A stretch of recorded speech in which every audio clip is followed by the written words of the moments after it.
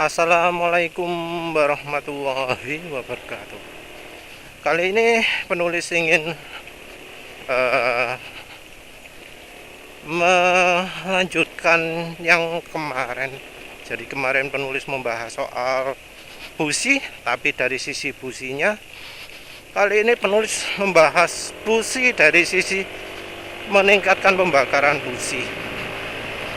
Ingin menjelaskan mengapa kok meningkatkan api busi itu bukan masalah yang sekedar ganti busi, sekedar ganti kabel busi, sekedar nambah kabel setan gitu ya. Karena ya kita bekerja dalam prinsip elektronik lah ya. Lucu ya, orang itu sering berpendapat bertolak belakang gitu loh. Kalau ada yang ngomong soal free energi, wah mustahil itu ada free energi itu, pasti nggak ada orang yang berhasil. Karena apa? Karena alasannya yang namanya energi itu harus ada sumbernya. Mereka itu acuannya adalah hukum kekekalan energi. Jadi energi itu nggak bisa hilang, yang bisa itu dikonversi. Energi listrik, kalau misalnya nggak efisien, di mana hilang yang lain misalnya ya. Ada namanya power supply, itu kan ada tingkat efisiensinya 85%, 75, 95. Itu yang mana? Lari kemana 5%-nya itu? Nah, kalau dari pendapatnya yang ngomong gini, sisa 5% yang hilang, 10% yang hilang, 15% yang hilang, itu akan berubah jadi bentuk panas. Jadi enggak betul-betul hilang, tapi berubah jadi istilahnya sampah lah, waste ya. Ya walau sebenarnya free energy sendiri itu percaya ada yang namanya energi yang lebih melimpah tapi sulit untuk diambil. Ya contohnya semenet itu di mana sumber energinya? Kok bisa bikin bisa mengeluarkan efek bikin motor makin irit dan seterusnya ya, merubah alam dan seterusnya. Ya sebenarnya kita ilmu manusia itu terbatas ya. Tapi kembali lagi ke topik. Kalau soal busi, orang itu kok percaya ya, yang namanya busi makin besar itu listriknya bisa tetap nggak ngambil dari mana-mana. Padahal ini alat-alat konvensional. Jadi kalau sudah ngomong free energi, ngomongnya HKE, hukum kekekalan energi dan seterusnya. Nah kalau sudah ngomong soal busi, kok nggak keluar lagi HKE-nya?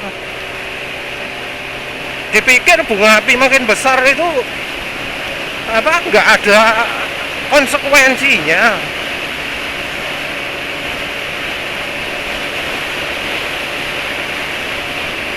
Ya sebenarnya ada.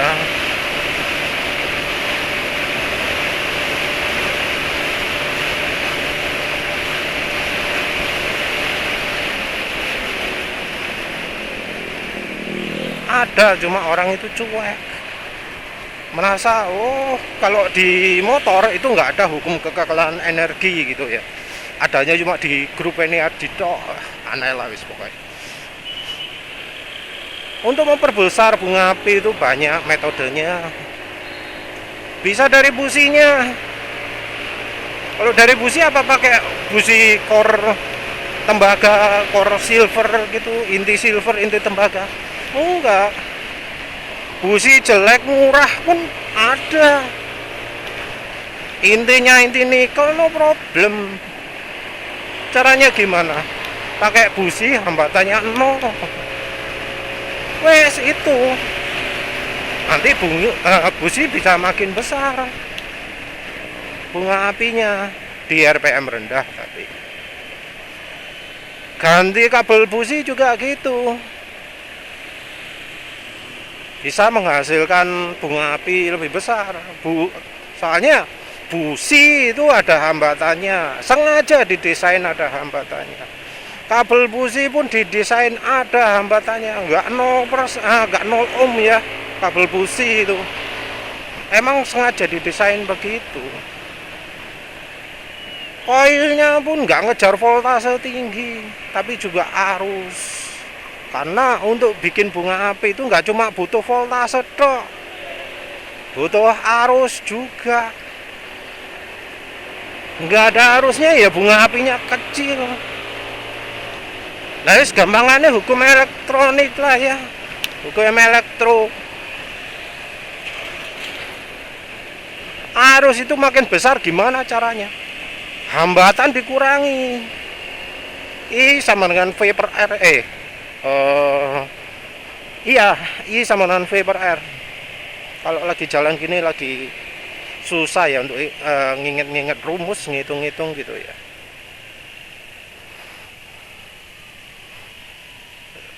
Di motor itu arusnya kan 12 volt. Kita pakai contoh voltase rendah, cecek gampang. 12 volt. Arus yang lewat itu berapa? Ya tinggal lihat hambatan total keseluruhan ya. Kalau hambatannya 2 ohm ya arusnya 6 ampere. Hambatan keseluruhannya 3 ohm ya keseluruhannya jadi 4 ampere arusnya. Hambatan itu yang menentukan berapa banyak arusnya. Nah, pakai busi hambatan 0 ya tentu akan menghasilkan bunga api yang lebih besar. Karena hambatan berubah di di bagian voltase tingginya. Ya tentu arusnya akan lebih banyak. Nah, ini konsekuensinya apa? Konsekuensinya adalah ya arus yang lari ke ECU akan makin besar. Ada masalah nggak? Ya mungkin bisa masalah. Karena ya ECU-nya nggak dirancang untuk itu, nggak dirancang untuk mengalirkan arus yang besar. Jadi yang namanya ECU kan pasti ada spesifikasinya. Dia itu bisa menyuplai koil atau ya bisa menghandle arus yang berapa ampere lah ya. Namanya transistor yang pastinya dipakai di dalam ECU ya, mau bilang chip atau apalah terserah.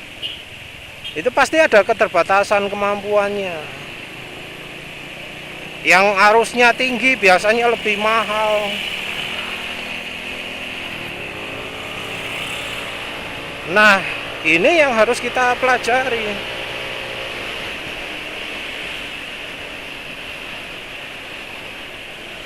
Mungkin ada yang langsung pakai busi hambatan 0 ohm, kabel busi hambatan 0 ohm gitu. Pakai coil racing yang bisa arusnya lebih gede.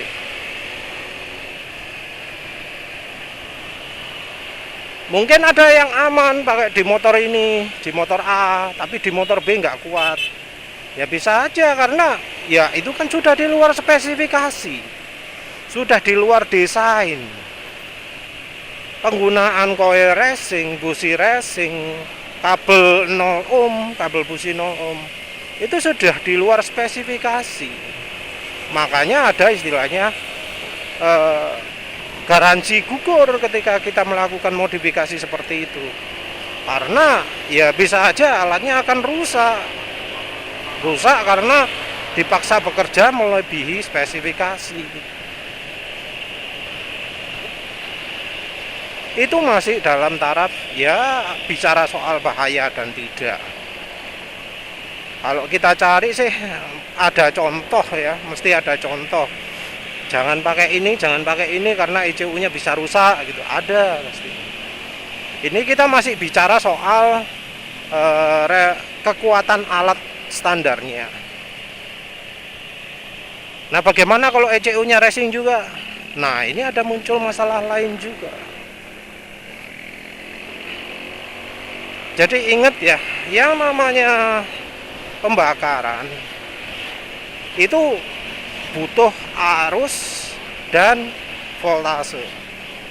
Voltase nggak harus tinggi-tinggi amat loh sebenarnya. Yang penting dia bisa bikin businya tetap nyala dengan gap busi yang diinginkan. Ya sebenarnya sih kalau misalnya pingin ngecil ya, gap busi dikecilkan. Cuma kan kadang ada busi yang gapnya nggak bisa dirubah. Nah itu beda lagi.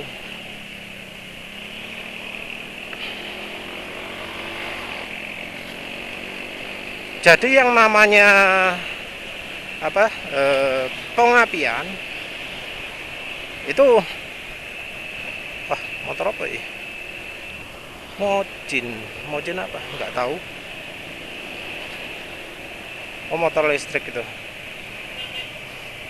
Jadi yang namanya pengapian itu dari yang istilahnya drivernya ya, baik ECU-nya itu harus bisa handle. Terus komponen-komponennya kayak koilnya itu harus kuat ya, tahan diberi hambatan busi nol atau apa gitu ya.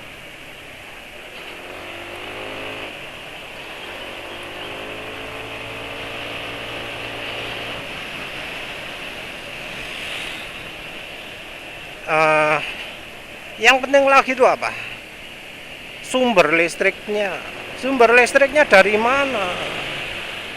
Kalau busi butuh api makin besar, ya tentu pasokan listriknya harus besar juga kan.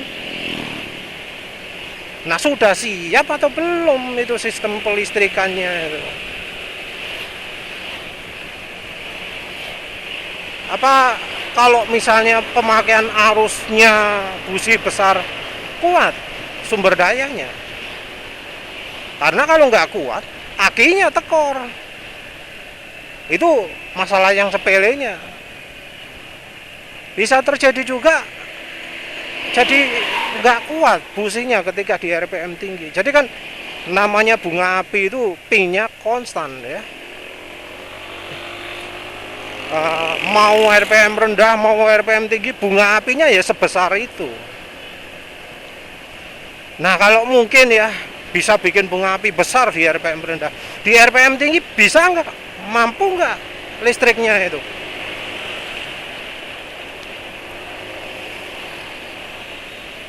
Kalau sampai terjadi lebih besar pasak daripada tiang, lebih besar nyedot listriknya daripada menghasilkan listriknya,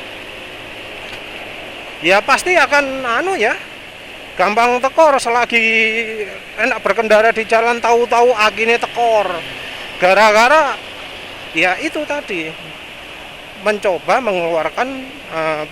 menghasilkan bunga api yang besar.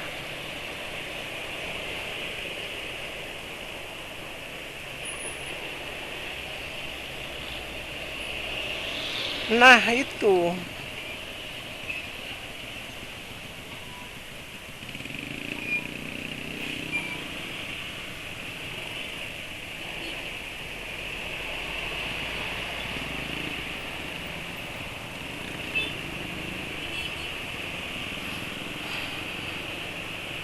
atau mungkin memang sengaja kayak gitu.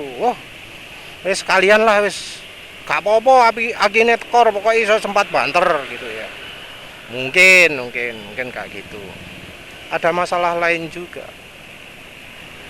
yaitu masalah kemampuan memasok listriknya. Mungkin heran ya mengapa kok ada tim balap yang milih pakai aki litium. Aki litium itu sebenarnya bukan cuma ringan saja. Jadi keunggulan aki litium itu bukan cuma ringan. Ada satu lagi yang mungkin sering terlewatkan dari pemakaian aki litium itu. Apa itu? Aki litium itu bisa menghasilkan arus yang lebih banyak ketika diminta. Jadi di dalamnya aki itu ada namanya hambatan internal resistance. Jadi aki timah itu punya keterbatasan dalam mengalirkan arus.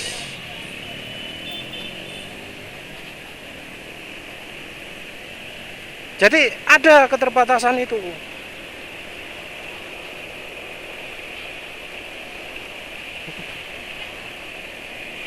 Gimana kok bisa sampai seperti itu? Ya itu sudah mekanisme dari akinya. Aki itu nggak bisa mengalirkan arus tak terhingga. Ada keterbatasan dan itu tergantung teknologi. Aki timah itu katanya hambatannya sekitar 1 ohm. Jadi aki 12 Ah 5 Ah itu kemampuan mengalirkan arusnya adalah 5 ampere, kira-kira kayak gitu. Mungkin penulis ngasih korelasinya agak salah ya. Kalau misalnya penasaran silahkan baca sendiri di website, misalnya seperti bateraiuniversity.org kalau nggak salah. Itu menjelaskan banyak sekali detail-detail soal baterai. Seperti misalnya kalau baterai makin penuh itu hambatan internalnya makin besar. Jadi makin penuh arus yang dialirkan itu makin sedikit. Dan sebaliknya. Entah mengapa seperti itu, tapi itu sudah faktanya lah, fakta yang diterima. Mudah di eksperimen atau apalah, silahkan eksperimen sendiri. Kalau percaya ya syukur. Nah, kalau baterai timah hambatannya 1 ohm, kalau baterai litium sekitar 0,5 ohm. Jadi baterai litium itu keunggulannya adalah dia bisa menghasilkan arus 2 kali lebih banyak daripada baterai timah. Nah, mengapa kok sampai butuh mengalirkan arus lebih banyak? Mengapa kok itu menguntungkan? Ya karena itu tadi. Karena untuk menghasilkan bunga api itu butuh listrik.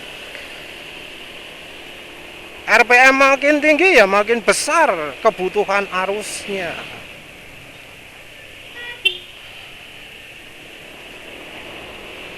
Apalagi kalau bunga api diperbesar. Bunga api lebih besar 2 kali, otomatis listrik butuh lebih besar 2 kali. Ketika di RPM tinggi, ya butuh lebih banyak lagi.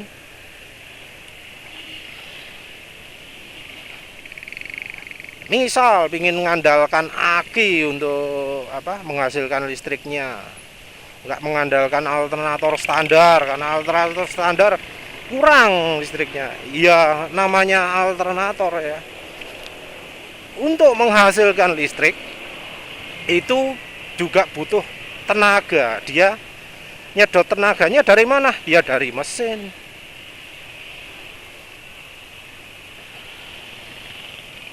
Itu nanti dulu lah. Yang jelas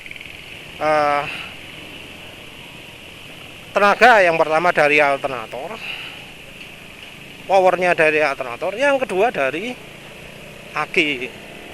Nah kalau aki biasa nggak sanggup, bisa aja untuk memenuhi kebutuhan sedotan arus yang kencang. Karena kan minimal kalau misalnya akinya 3 Ah ya cuma 3 ampere. Kalau aki 3 nggak ada ya, 3,5 ya. Terus ukurannya aki aneh-aneh kok. 3,5 lah, ya cuma 3,5 ampere toh. Mampu nggak itu kalau misalnya pas lagi jalan kencang gitu, businya, koilnya, kabel businya itu menuntut bunga api 2 kali lipat. Mampu tidak itu? Kalau nggak mampu ya berat. Di RPM tinggi sempat busung-busung gitu, deng ada yang nggak nyala businya karena nggak kuat listriknya, pasokan listrik kurang. Jadi intermittent. Kalau intermittent kan ya jadi nggak keluar semua tenaganya.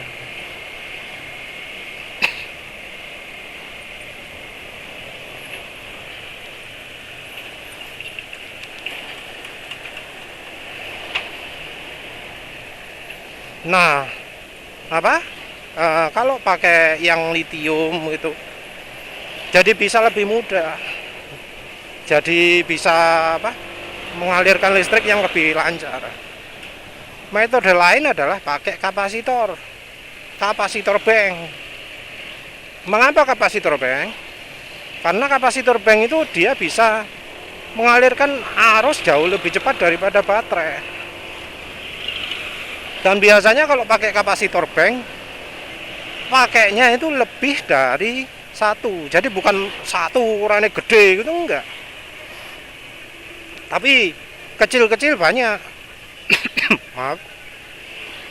Jadi pakai kapasitor 50 volt, ini berapa ya satuannya ya? Mungkin 1000, mungkin 10.000 ya. Itu dibuat jajar-jajar buahnya. Itu jauh lebih baik daripada misalnya pakai satu ukurannya 30.000 mikrofarad.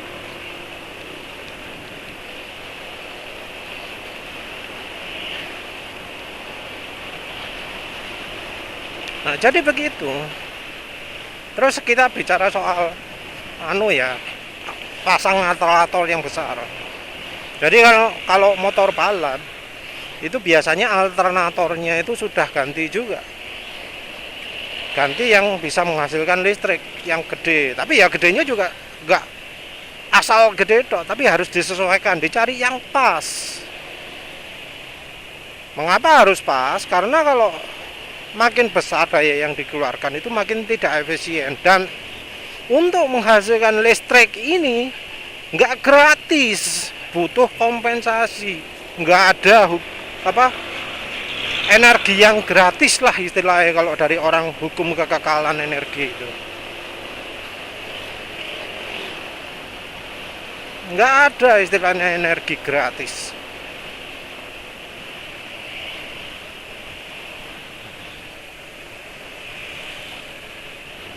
Harus ada kompensasi. Nah, kalau dari alternator ini dari mana ya? Dia ngurangi tenaga motor.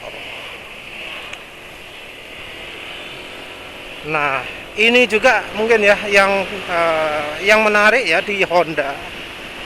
Itu ada trik biar tenaga awal motor Honda ISS itu nggak berkurang banyak. Triknya gimana? Triknya itu adalah kalau ISS habis aktif, jadi masih baru awal mulai jalan, nah itu proses chargingnya alternator itu dikurangi. Jadi katanya sih separuhnya lah ya. Sekitar 3 detik pertama saat gaspol itu chargingnya dikurangi, sehingga tenaga mesin nggak berkurang banyak karena sedotan listrik alternator. Nah ini menarik ya, berarti efek ngecasnya setelah ISS mati itu ternyata gede ya, nyedot arus listriknya gede. Jadi kan saat ISS aktif itu kan lampunya masih nyala toh, yang terutama yang Honda, lampu depan itu masih nyala. Nah rupanya ini nyedot listriknya cukup gede sehingga waktu mau jalan lagi dimatikan listriknya, dimatikan chargingnya sebagian, biar nggak menguras tenaganya motor. Ini menarik ya.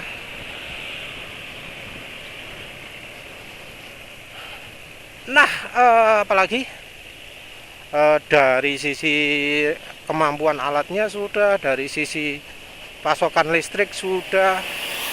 Oh ya, satu lagi, keawetan elektrodenya.